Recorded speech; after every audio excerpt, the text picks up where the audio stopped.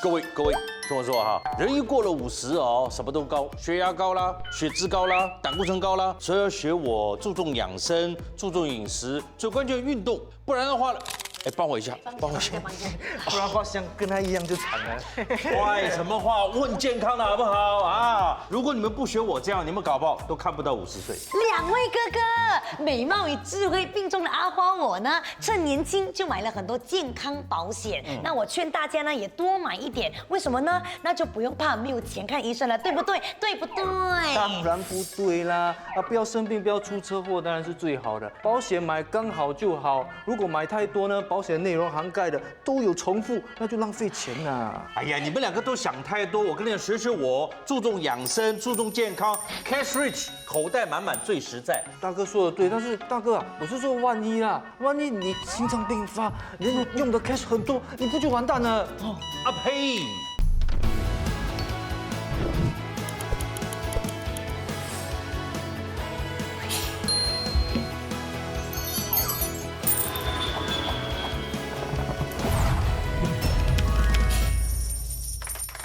欢迎大家再次加入财不怕退休的理财行列。健康保险买得好，生病住院不怕付不了。这一期的节目里，我们将要教大家怎么样用健康保险来做准备，才能够做到理财有方，退休不慌。首先给大家介绍，每个星期都会在这里分享他们的小故事，还有给大家出考题的理财包打听。阿钱、阿省，还有阿花。那么今天呢，要来挑战我们的理财王宝座的两位嘉宾是冯慧诗，欢迎；还有 Das， 欢迎两位；还有两位美女专家 Jolin， 哎，大家好，还有 Lydia。大家好，我是 Lydia。哦，不知道啊，我们今天的两位嘉宾有没有平时喜欢刷那个社交媒体？那时不时呢就会出现一些比较有趣的话题，比如说你知道吗？综合健保计划的保障是不能够支付你所有的医疗费用。综合健保计划就是 Integrated Shield Plan 吗？太厉害了你，对，它是不可以完全支付你的医疗费用。知道，谁教你的？谁教我的？他很注意自己的健康保险，因为人有了年龄一点，就要注意，对不对？年轻人都不会注意的。我没有说，你自己说这些东西。基本上你们都知道自己买了哪一些健康保险吗？我知道，我什么都懂，我什么都懂。哦，所以真的啊呀，每年要花多少钱在你们的健康保险，你们也很清楚。那个我懂，因为我付很多钱。哇，那个我似懂非懂，因为我比较 blur，是，其实我也是很不乐。我老公问我买什么保险，我说，买了都不知道。所以其实我们健康保险主要是避免因为生病啦、意外啦，或者是残障啦，要遭受一些财务的损失。所以在这里要请问两位专家，到底我们需要哪一类型的健康保险呢？那首先，健康保险其实种类繁多，那我就会跟大家讲解比较常见的5项吧。首先就是医疗费用保险，这项保险主要是帮助我们支付住院和医疗的部分费用。再来就是有住院现金保险。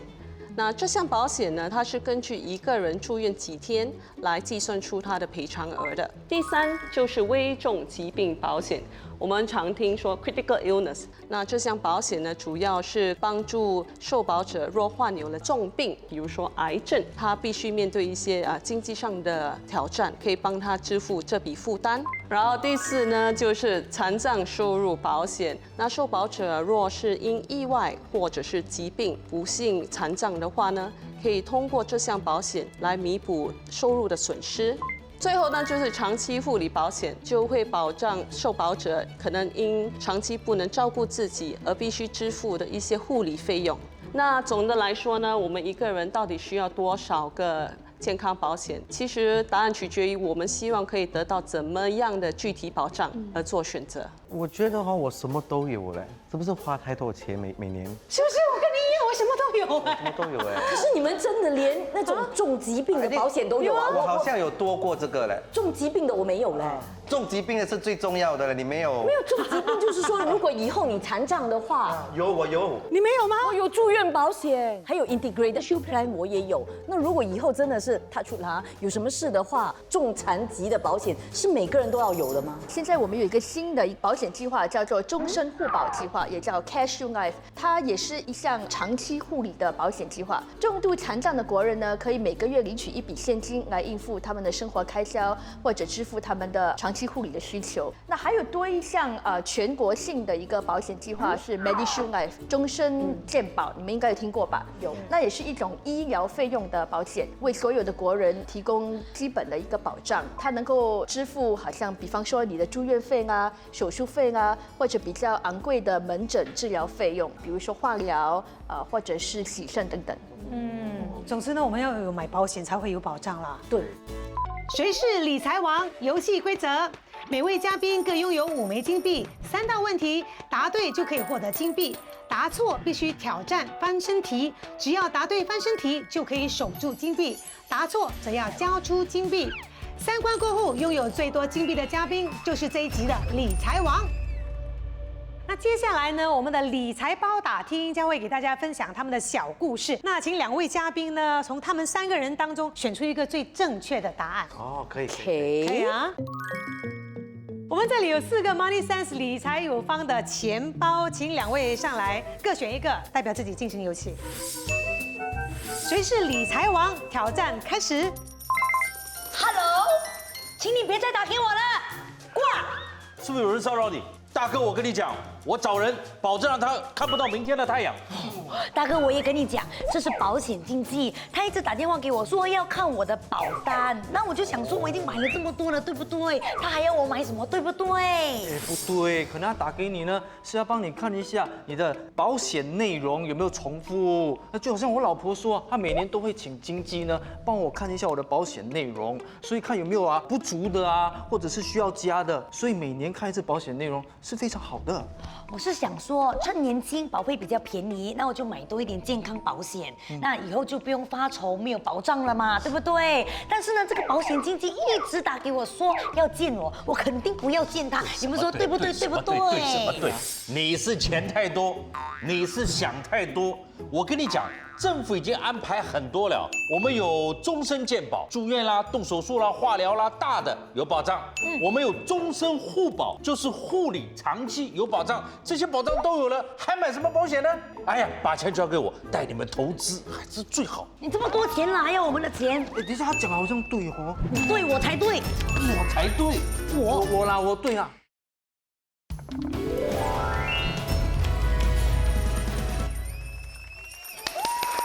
好了，那这是第1道问题啊，答对的话呢，可以获得1枚金币；答错的话呢，你就要给我1枚金币。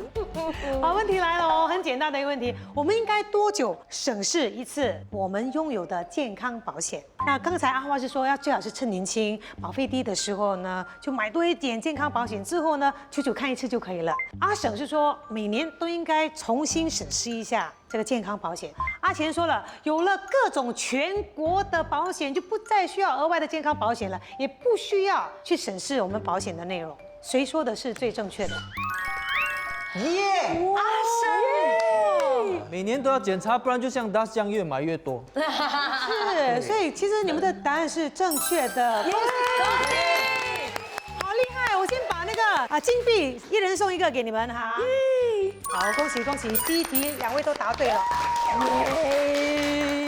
当然，我要请专家跟我们解释一下，到底阿钱跟阿花错在哪里呢？好，那我们首先来谈阿花吧。那阿花是说，她年轻的时候买了很多保单，然后就搁在一边，持久都不去看它。我们是不建议这么做的，因为呢，我们随着年龄的增长，也会踏入不同的人生阶段，然后在不同人生阶段，我们的需求也是会跟着更改的。加上呢，不同的保单会有不同的保单内容与保障范围，所以呢，阿花是应该审查一下他所拥有的保单是否符合他目前的需求，并且也要审查一下保费有没有任何更改。阿杰是说，因为他已经有了基本的计划，比如说终身健保和终身护保，那他就不需要任何保险了。这种情况下，我们还是会鼓励他1年评估一次，看是否还符合他目前的需求。那如果有需要买更多保险，在各方面做一些加强，他就可以有这方面的选择。就算我们有2份差不多一样或者不一样的医药保险，那我进院了，我是不可以2份都拿到赔款的，对吗？让我举一个例子来解释吧。那比如说，一个受保者他住院，然后住院费用是1万块的话，那即使他有10张健康保险，各自可以赔1万，这并不代表他所得到的索赔额是10万元，他最多可以领的索赔额是1万元。准确的来说呢，在扣除了自付额后，他所可以领取的是少过1万元。可是如果因为我们每一个国人他们的受薪情况不同嘛，会不会说有人因为不够钱买保险，然后他得不到照顾？那我再补充一下，终身健保提供的保障呢，是足以支付政府医院 B2 和 C 级病房的医疗费用，以及在政府医院享受过津贴过后的那些医疗费用。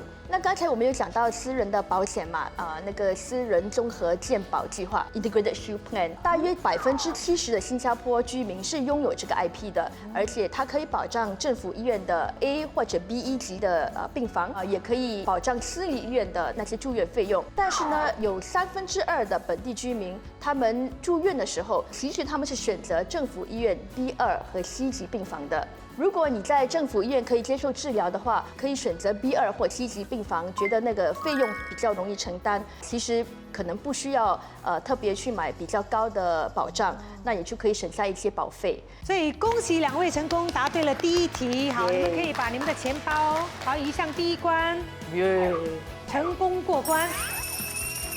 那现在呢，我们来看看第2题问的是什么。我听我的朋友说，有一种健康保险叫做私人综合健保计划，简称 IP。这种计划呢，就好像终身健保计划的一种 upgrade 版本。那趁年轻买呢，保费就比较便宜。那阿沈哥哥，我劝你还没有很老的时候赶快去买。你看，20年以后呢，你省了很多，对不对？哎，不过这个计划呢，就不是很建议阿钱大哥这种乐龄人士来购买啦。首先，你为什么骂我是乐龄人士啊？你在外面就叫我大哥，不要叫我恩哥，好不好？叫我什么？安哥，大哥。对，大哥跟你讲哈。这个计划呢，实际上是可以用你公积金里的保健储蓄户口全额支付的啊，所以呢是给那些户口里面钱比较多的人，跟年纪没有关系啊。我是觉得天底下哪里有这么好的事情？这 IP 的保费怎么可能锁定在你年轻时候买的便宜保费？每个保险公司都会有精算师的吗？他们一定会算，你年纪越大得病的几率就越高啊，所以你的保费就会越高咯，不然保险公司都亏本破产，不是完蛋了？没有关系啦，没有关系。跟你们说的那么多，你们要相信我，因为我们年轻了嘛，要缴的费呢就缴的比较长，所以呢就不用调账保费呀，对不对？这个不是重点，当然我讲的对啦，不对啦，对，我谁对？所以这一题呢，价值2枚金币。OK， 问题很简单，就是谁说的？好，这个关于私人综合健保计划是最对的。阿花说呢，保费是以加入那年的年龄计算的，而且是维持不变的。阿钱说可以用保健储蓄，也就是 MediSave 来支付全部的保费。可是阿省说呢，保费是会随着年龄的增长而调涨的。所以他们3个说的，谁才是最正确的呢？当然是我阿花。太明显了吗？这是我告诉他们的，这个 IP 是我告诉他们的，他们才懂。你想看谁讲的特别有逻辑合理 OK， 好，1、2、3，请作答。又是我，又是阿婶，怎么好意思？怎么可能？为什么你们一点都不考虑我们2个呢？对，为什么你们会觉得一致认为是阿省呢？我觉得我每一年付的越来越多。对我也是，因为我有帮我儿子买，他比较年轻嘛，所以他的保费是比较便宜的，所以是随着年龄增长呢，保费就会调的。好啦，恭喜2位，答案正确。谢谢。来，你们可以把你们的钱包往前移一步，恭喜恭喜。这里是2枚金币，谢谢，恭喜恭喜。好，那现在我是很好奇啊，原来我们是不可以用这个 MediSave 来支付全部的 IP 的保费的吗？好，我来讲解一下 MediShield App 的部分是完全可以用 MediSave 来支付保费的。那私人保险的部分呢，它虽然也可以动用 MediSave 来还那个保费，不过它的数额是有一个底线的，而且不同年龄的人他能够提款的底线不一样，所以要建议大家在买 IP 之前，就要考虑一下有没有那个能力长期负担那个保费了。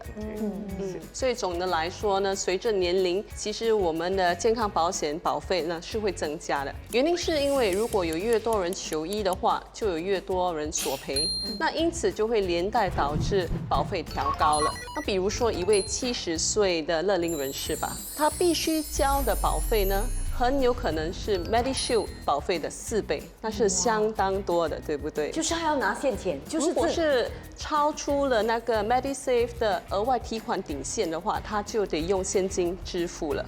所以我们因此也是呼吁乐龄人士，如果是想要在投保的时候呢，必须考虑到自己的经济能力有没有这个能力长期的支付保费。所以在这方面，阿花跟阿钱是不正确的。OK， 2题你们都顺利通关哦，皆大欢喜。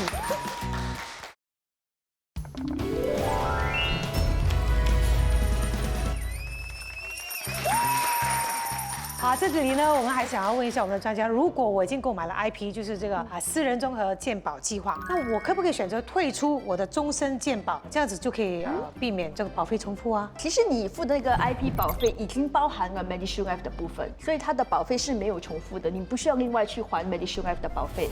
而且呢 ，MediShield Life 是全国的一个保险计划，所以是强制性的，人人都受保，所以不能够选择退出。OK， 2位目前都打成平手啊，不知道我们的第3题呢会不会分出一个高低哦？马上进入第3题。上一次我受伤的时候，你们叫我去看医生吗？说我的保险会 cover 我所有的医药费，叫我不要怕。那不是很好吗？现在你看你很健康吗？腰也可以动，对不对？沈哥哥，难道你自己已经给了很多医疗费用？对哦，你们居然没有告诉我，我要付自付额，还有共同承担额，我完蛋了啦！啊，你老婆不是跟你买了很多私人保健计划吗？那为什么还要自付额和共同承担额？一定是出了问题，赶快去 complain， 把钱拿回来。我知道了，你是不是只保了终身健保？所以你要付自付额还有共同承担额？没有，而且我老婆已经有帮我买好 IP 啦，而且她说就算我现在有买附加保险 Rider， 也不能 cover 我所有的医药费啊，完蛋了啦，完蛋了啦！这个是这一集的最后一道问题了哦，价值3枚金币，所以我已经到银行去取钱了。万一你的钱是这样的话，这个问题很简单，就是关于刚刚他们说的住院医疗费啊，用的什么自付额啦，还有共同承担额，谁说的是正确的？阿花说呢，这个私人综合健保计划是会全额缴清这些医疗费用的，自己不需要付这个什么自付额啊、共同承担额。然后阿钱说呢，只有终身健保计划才需要承担这个住院的医疗费用的自付额，还有共同承担额。阿婶的想法是，就算买了附加险啊，也需要负担这个医疗费用，还有共同承担额。这题真的是需要很用力的思考。开玩笑，他最后6枚了金币。 3枚金币是不是？对呀，哪那么简单？阿华 is confirm wrong。 Yeah, I also think 阿花 wrong。那把名字讲清楚，我是阿花。阿花。对，这个我同意，这个我同意。阿花 confirm wrong 哈。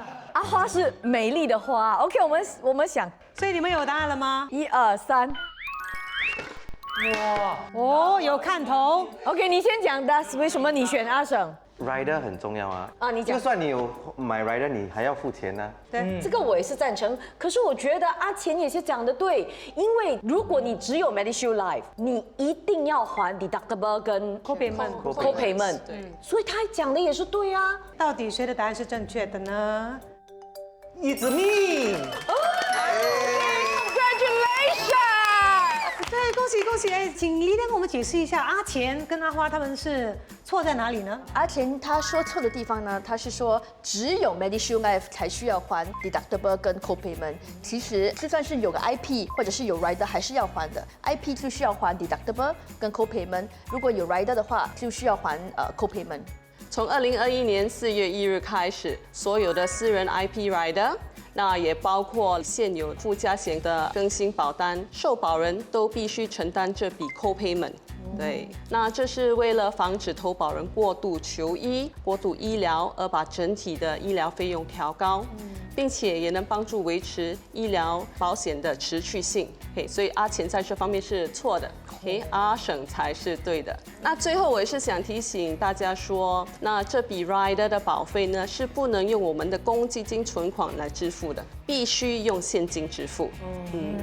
但是想不到你今天每一题都答对，好，恭喜你！你们看不起我了。恭喜恭喜！你可以获得3枚金币，来移动你们的棋子吧。你是在红色的，输了。然后大师呢，3关都顺利通过，恭喜你是我们的理财王。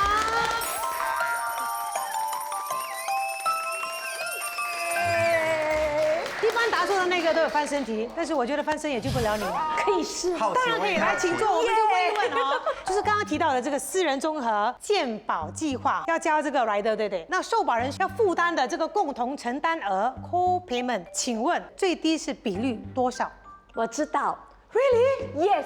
A 5%，B 18%，C 15%，A 是多少5。 ？OK， 我选好来 A。真的吗？真的，我知道。为什么这么有信心？有信 OK， 心。喂喂，对不对先？所以Jolin对吗？对，最低的比率呢就是5%。恭喜你！